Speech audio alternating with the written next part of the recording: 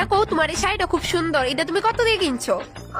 এটা জানো ননদি, দোকানদার এই শাড়িটা আমার ৬,০০০ টাকা, একটা টাকাও কম লাগছে না।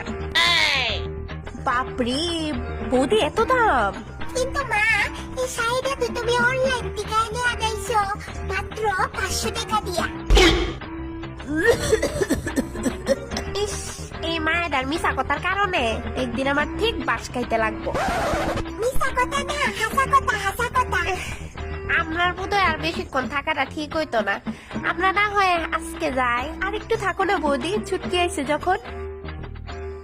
আমারও ইচ্ছা ছিল থাকার, আরেকদিন না হয় একা আমু, আর একটু সময় নিয়ে আমু। বৌদি থাকো না।